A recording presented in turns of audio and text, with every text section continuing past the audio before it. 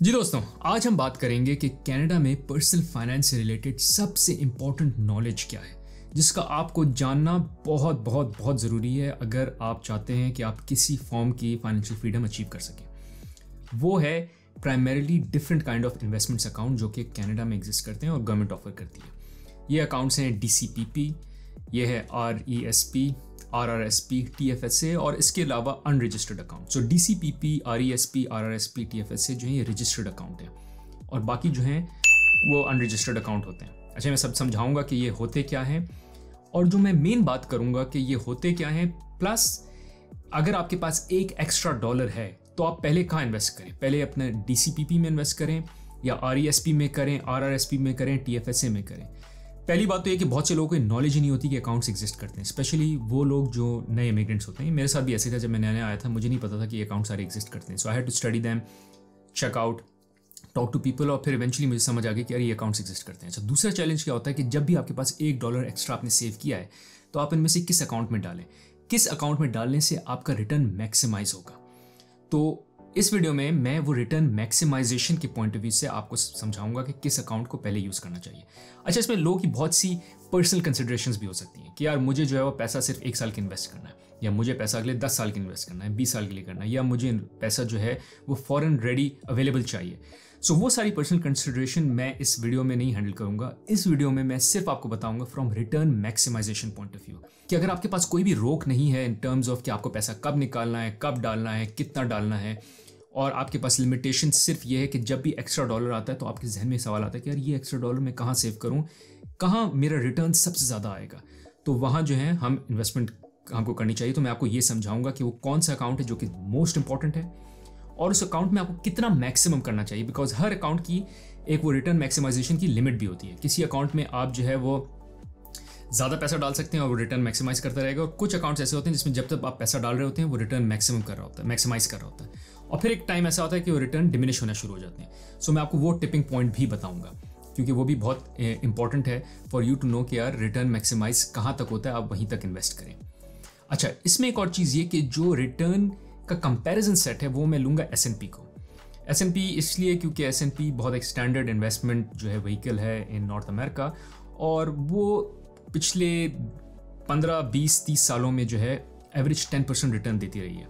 So we will use this average 10% return as a benchmark rate कि यार अगर मैं इस एवरेज 10% से बेहतर कर रहा हूँ तो मुझे इन्वेस्ट करना चाहिए, वरना मैं S&P में इन्वेस्ट कर लूँ।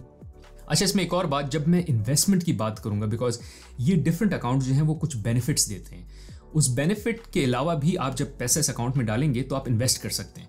वो मेरी रिकमेंडेशन है कि आप S&P में इन्वेस्ट करें, और for the sake of this video it is better to use S&P ताकि हम वो एक वेरिएबल जो है इक्वेशन से हटा दें।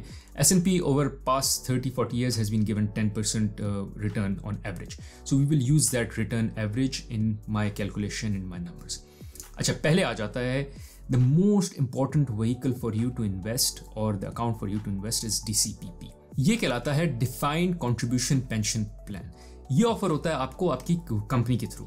सो ये वो है जहां आप जब कंपनी में जॉब शुरू करते हैं फुल टाइम बेसिस पे एज ए रेगुलर एम्प्लॉय, तो आपको कंपनी ये कहती है कि हम जो है वो आपके लिए, अगर आप 6% इन्वेस्ट करेंगे अपने DCPP अकाउंट में लेट्स से, तो हम आपको प्रॉब्ली एट टाइम्स होता है कि हम आधे इन्वेस्ट करेंगे, लाइक अगर आप 6% इन्वेस्ट करेंगे हम 3 करेंगे, या अगर आप 6% करेंगे तो हम 6% इन्वेस्ट करेंगे ऑन टॉप और कॉन्ट्रीब्यूट करेंगे आपके लिए।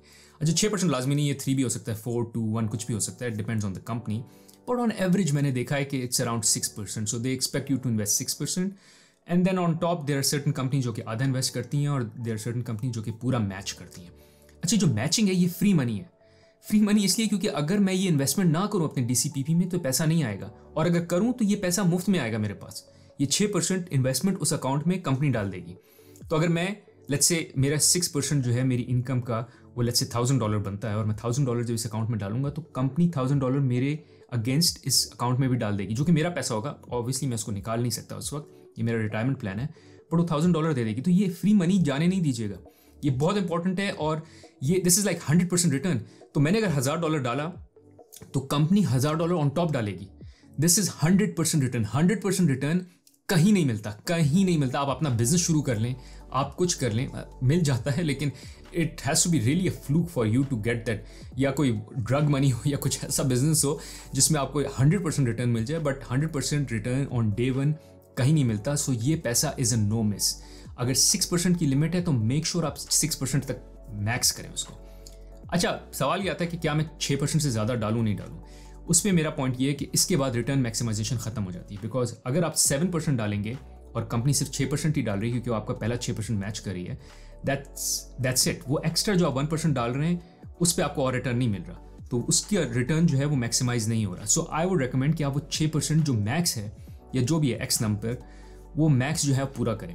अच्छा, इसमें एक और फायदा ये कि आप वो दोनों पैसे, वो कंपनी का $1000 या कंपनी का 6% और अपना 6% मार्केट में इन्वेस्ट भी कर सकते हैं। फिर आप मार्केट में इन्वेस्ट करके S&P में लेट्स इन्वेस्ट करके उस पर 10% रिटर्न कमा सकते हैं, जो कि एवरेज रिटर्न है। So what I am trying to say is irrespective of that investment return that you will get market में इन्वेस्ट करने से, उसके इरिस्पेक्टिव आपको 100% रिटर्न मिल रहा है। So this is free money. जब भी आपके पास आपको लगे कि आपके पास $1 एक्स्ट्रा है, don't put it anywhere else. कहीं और उस पैसे को लगाने की जरूरत नहीं है। अपना मेक श्योर कि DCPP मैक्स करें, मैक्स टू द पॉइंट जहां कंपनी अपने मैक्स कंट्रीब्यूशन कर रही हो। तो मैक्स से मुराद ये, अगर कंपनी अपनी मैक्स कंट्रीब्यूशन 10% पे करिए तो आप 10% डालें, कंपनी मैक्स कंट्रीब्यूशन 2% पे करिए तो सिर्फ 2% डालें। सो DCPP is number 1। Number 2 is अगर आपके बच्चे हैं, पहली बात, और अगर आप बच्चों की एजुकेशन के लिए सेव करना चाहते हैं कि आप उनकी एजुकेशन के लिए सेव करें और ये आपका प्लान है कि आप उनको कॉलेज में पढ़ाएंगे, which means you'll have to save eventually, right? Then RESP is the second best vehicle. Because अगर ये आपने डिसाइड कर लिया कि यार अपनी जेब से आपने पैसे बच्चों के लिए देने ही हैं, so might as well invest in RESP, क्योंकि RESP पे आपको मिलता है 20% रिटर्न। अच्छा, ये आपको 20% रिटर्न कैसे मिलता है? जब भी आप RESP अकाउंट में 2500 एक गिवन ईयर में डालेंगे तो गवर्नमेंट जो है वो $500 ग्रांट आपको देगी, उसी अकाउंट में डालेगी। Again this is free money.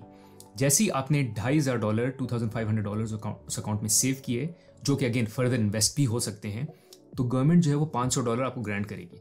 वो $500 भी आप यूज़ कर सकते हैं इन्वेस्ट करने के लिए। सो आप लेट्स से अगर S&P में इन्वेस्ट कर रहे हैं तो आप वो दोनों $2500 आपके अपने और $500 गवर्नमेंट के $3000 मार्केट में इन्वेस्ट करके उसको कंपाउंड करके उसको बढ़ा भी सकते हैं। अच्छा, RESP में मैंने एक अलग से वीडियो बनाई जहाँ मैंने पूरा एक्सप्लेन किया कि RESP है क्या, उसके टर्म्स क्या हैं, कौन एनरोल कर सकता है, कब आप उसे एग्जिट कर सकते हैं, plus minus all understanding is in a separate video, तो वीडियो जरूर चेक कीजिएगा।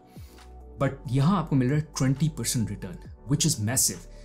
अगेन DCPP में 100% रिटर्न मिल रहा है और RESP में आपको मिल रहा है 20% solid return, which is beautiful. So make sure कि आप RESP में ज़रूर इन्वेस्ट करें इफ़ यू डिसाइडेड कि आप अपने बच्चों को पढ़ाएंगे, because 20% return out of pocket is just amazing. But यहाँ ख्याल रहे कि 2500 से ज़्यादा अगर आप कंट्रीब्यूट करेंगे इस अकाउंट में तो गवर्नमेंट आपको एक्स्ट्रा पैसा नहीं देगी, विच मीन्स जो आपका रिटर्न है वो सिर्फ पहले 2500 पे बन रहा है। सो यहाँ रिटर्न मैक्सिमाइज हो जाता है। इससे ज़्यादा इस अकाउंट में कंट्रीब्यूट करने की कोई ज़रूरत नहीं है। इवन दो अगर आप अपने बच्चों के लिए सेव करना भी चाहते हैं तो मैं रेकमेंड करूँगा कि इससे ज़्यादा सेव ना करें इस अकाउंट में, बिकॉज इस अकाउंट से बेहतर व्हीकल्स एग्जिस्ट करते हैं जहाँ आप और बेहतर रिटर्न कमा सकते हैं। अगेन जिस तरह हमने बात की थी, हम इस वीडियो में रिटर्न मैक्सिमाइजेशन की बात कर रहे हैं। तो जहाँ रिटर्न मैक्सिमाइज हो जाएगा वहाँ हम उस अकाउंट में इन्वेस्ट करना छोड़ देंगे और अगले अकाउंट में मूव कर जाएंगे। सो पहले आपने DCPP में इन्वेस्ट किया, रिटर्न मैक्सिमाइज हो गया लेट्स से 6% पे, उसके बाद जो एक्स्ट्रा डॉलर आया वो आपने RESP में डाल दिया, 2500 डाला आपने साल में पर बच्चा। जैसे ही वो रिटर्न मैक्सिमाइज हो गया फिर अब हम जाएंगे अगले अकाउंट में। अच्छा, आगे बढ़ने से पहले एक कॉल आउट, लाइक का बटन जरूर दबाइएगा as this keeps me motivated. Second, subscribe का बटन बेल आइकन के साथ जरूर दबाइएगा ताकि आपको नोटिफाई हो जाए जब भी मैं इस चैनल पे कोई नई वीडियो डालूं। इस चैनल पे मैं और मेरी वाइफ वीडियोस डालते हैं with regards to settling in North America, personal finance, kids, schooling, everything that you need to know with regards to settling in North America. हमारा बहुत एक्सपीरियंस रहा है। We move from Pakistan to Middle East to Canada and North America overall in US एज वेल। So we will be sharing all that experience with you. Now let's get rolling back into the video. अच्छा, तीसरा account, once you have an extra dollar after investing in DCPP and RESP, is RRSP. अच्छा, यहाँ आपको कितना return मिलता है? यहाँ आपको रिटर्न मिलता है, it varies. It's not as perfect or as accurate as calculating the DCPP return या RESP return. अच्छा, यहाँ जो रिटर्न जनरेट होता है वो होता है टैक्स डेफर्ड इनकम की वजह से। टैक्स डेफर्ड इनकम से क्या मुराद है? जब आप RRSP में इन्वेस्ट करते हैं या वो अकाउंट यूज़ करते हैं, उसमें पैसे कंट्रीब्यूट करते हैं अपनी सेविंग से, तो उस पैसे पे आप उस साल टैक्स नहीं देते। सो फॉर इंस्टेंस मेरा जो है वो टैक्स रेट है 40%, और मैं जो हूँ अगर अपने RRSP अकाउंट में $100 कंट्रीब्यूट करूँगा तो मुझे उस $100 पे $40 टैक्स नहीं देना। सो मैं वो टैक्स सेव कर लूँगा, बट वो आज की तारीख में नहीं देना। बट इवेंचुअली मैं जब उस अकाउंट से $100 वापस निकालूंगा, maybe in 5 years 10 years और at time of my retirement, तब मुझे उस पर टैक्स देना है। अच्छा, इसका फ़ायदा फिर क्या है? टैक्स तो देना है, मतलब टैक्स अगर आज बच गया तो आपको 20-30 साल बाद तो टैक्स देना है, या जब भी आप वो पैसे निकालेंगे टैक्स देना है। इसका फ़ायदा 2 fold है। एक, जो आज आपको टैक्स बचा है, लेट्स से जब आपको इनकम मिली आपने टैक्स उस पर पे कर दिया, क्योंकि वो टैक्स तो डिडक्ट हो जाता है एम्प्लॉयर के पास से। अब आपने उस इनकम में से $100 निकाल के इस RRSP अकाउंट में डाल दिए। तो जैसे आप इस RRSP में अकाउंट में $100 डाल देंगे तो आपको गवर्नमेंट वो टैक्स जो आपके एम्प्लॉयर ने काट लिया था उस $100 पे, वो आपको दे देगी। वो बोलेगी ये $40 आपको, जब आप टैक्स रिटर्न फाइल करेंगे आपको $40 आपके हाथ में दे देगी। ये $40 आप आज की तारीख में इन्वेस्ट कर सकते हैं S&P में जाके अनरजिस्टर्ड अकाउंट में। अनरजिस्टर्ड अकाउंट में अगर आप इन्वेस्ट करेंगे तो आप इसको कंपाउंड कर सकते हैं और ये $40 पे आप बेनिफिट कमा सकते हैं। इट्स जस्ट लाइक सेइंग कि आज का जो डॉलर हाथ में है वो बेहतर है वर्सेस वो डॉलर जो आपको 10 साल बाद 15 साल बाद मिलेगा। और वो 2 रीजन से। 1, आप उसको इन्वेस्ट कर सकते हैं उस डॉलर को, क्योंकि आज अगर वो डॉलर मैंने ना लिया होता और अगर मैं बोलूँ नहीं मुझे आज $1 नहीं चाहिए, मुझे आप ये डॉलर 10 साल बाद दे दें, तो फिर मैंने उस पर बेनिफिट नहीं कमाया, क्योंकि मैंने उस डॉलर को इन्वेस्ट नहीं किया। आज अगर मुझे डॉलर मिल जाएगा तो उसको मैं इन्वेस्ट करूंगा और वो डॉलर ग्रो कर सकता है। एक दूसरा ये कि इन्फ्लेशन जो है वो डॉलर को डिवैल्यू भी करती है। तो आज अगर जो मैंने डॉलर लिया है उससे जो मैं चीज़ खरीद सकता हूँ, 10 साल बाद वो चीज़ $1 की थोड़ी आएगी, वो चीज़ तो $2 की या $3 की या महंगी हो जाएगी, बिकॉज इन्फ्लेशन एग्जिस्ट करती है। So money in hand today is much better than money in hand later. सो आप आज टैक्स बचा लें, वो बहुत बेहतर है वर्सेस आप बोलें कि नहीं यार मुझे टैक्स तो इवेंचुअली देना है, तो बचाने की क्या फायदा। सो आज का जो आपके कैश हाथ में आ रहा है इट्स मच बेटर। सेकेंड ये कि जब आप इवेंचुअली टैक्स देंगे तो अजम्पशन ये है कि आप अपनी रिटायरमेंट एज पे होंगे। रिटायरमेंट एज पे आपकी इनकम बहुत कम हो जाएगी, क्योंकि आपके एक्सपेंसेस कम हो जाते हैं। एक्सपेंसेस क्यों कम हो जाते हैं? बच्चे जो है वो प्रॉब्ली अपने सेल्फ सफिशिएंट हो जाते हैं, देयर अर्निंग, आपका हाउस पेड है, आपकी गाड़ी पेड है, आपका सब कुछ पेड है, तो एक्सपेंसेस कम हो गए। एक्सपेंसेस कम हो गए तो आप अपनी रिटायरमेंट एज में आपकी इनकम कम हो गई। अच्छा, जब इनकम कम हो गई तो क्या होता है? टैक्स रेट कम हो जाता है। तो अभी मेरी इनकम हाई है, लेट्स से मेरा टैक्स रेट 40 है, बट जब मैं रिटायर होऊंगा लेट्स से मेरा तब टैक्स रेट होगा, मिनिमम टैक्स रेट लगा देते हैं 15-20%, लेट्स से 20% टैक्स रेट है। Maybe some income is coming from here and there, कोई रेंटल इनकम आ रही है, कोई इधर से आ रही है, तो मेरा टैक्स रेट 20% है। तो मुझे आज की तारीख में $100 पे $40 मैंने सेव किए। अब जब मैं $100 निकालूंगा अपनी रिटायरमेंट एज पे, तो उसमें मैं सिर्फ $20 वापस दूंगा गवर्नमेंट को एज अ टैक्स, क्योंकि उस वक्त का मेरा टैक्स रेट 20% है। तो उस वक्त का जो टैक्स रेट है वो टैक्स रेट आप गवर्नमेंट को देंगे। तो ये 20% जो है, ये $20 मैंने सेव कर लिया। So this 20% return, again as I said, जिस तरह RESP में आपको 20% रिटर्न मिल रहा था जो कि मैसिव है, ये 20% रिटर्न मिल रहा है आपको ऑन टॉप। आप जो वो पैसे क्या कहते हैं सेव कर रहे हैं, जो उसको भी आप इन्वेस्ट कर रहे हैं, तो उसको भी आप ग्रो कर सकते हैं। द रीज़न आई सेड कि बहुत शॉर्ट नहीं है, क्योंकि डिपेंड करता है कि टैक्स रेट उस वक्त क्या होगा जब आप रिटायर हो रहे हैं। हो सकता है आपकी इनकम जो है वो कम ना हो, आपकी इनकम ज़्यादा रहे। हो सकता है गवर्नमेंट तब थोड़ा टैक्स रेट बढ़ा दे, तो हो सकता है ये रिटर्न 20% ना हो सकता है ये 15% हो, but it will still be a good return. और इसीलिए मैंने इसको RESP से तीसरे नंबर पे रैंक किया है, because RESP is like a short 20%, it's very given. ये शॉर्ट नहीं है, ये थोड़ा सा प्लस माइनस हो सकता है, but it is still better, it will still be a double digit return which you can not just forgo. Plus जो आप आज कैश ले रहे हैं उसको आप इन्वेस्ट भी कर रहे हैं, वो भी ग्रो कर रहा है, and so on so fourth. So this would be the third vehicle जब आपके पास एक्स्ट्रा डॉलर होगा। अच्छा, इसकी रिटर्न मैक्सिमाइजेशन कहाँ होती है? इसकी रिटर्न मैक्सिमाइजेशन होती है जो गवर्नमेंट ने लिमिट सेट की है। गवर्नमेंट ने जो इसकी लिमिट सेट की है अब तक वो है somewhere around 18% of your income. अच्छा, ये थोड़ी सी इसकी कैलकुलेशन ईजी नहीं है, बिकॉज ये पिछले साल की इनकम पे बेस होता है, बट इसका बेस्ट तरीका ये कि गवर्नमेंट आपको खुद ही बता देती है हर साल कि इस साल आपकी RRSP की लिमिट इतनी है। और इसमें थोड़ी सी जो डिडक्शन DCPP की भी होती है। सो जो DCPP में आपने कंट्रीब्यूट किया होता है गवर्नमेंट उसको डिडक्ट कर लेती है, और जो बच जाता है उसके बाद आपको लिमिट बताती है। तो आपकी लिमिट एग्जैक्टली 18% नहीं होगी if you sit down and calculate, क्योंकि उसमें कुछ डिडक्शंस होती हैं और वो पिछले साल की इनकम पे होगा, इस साल की इनकम पे नहीं होगा। सो बेस्ट तरीका ये है, इसमें आपको ज़्यादा साइंस लगाने की जरूरत नहीं है। You wait for the tax return to happen. Government आपको खुद बताएगी कि अगले साल आपकी RRSP की लिमिट कितनी है, और उसको आप मैक्सिमाइज़ करें, take the most benefit, take the cash today, invest that cash, और फिर इंतजार करें कि पैसा तब निकालें जब आपका टैक्स रिटर्न कम हो जाए। Last but not the least is TFSA।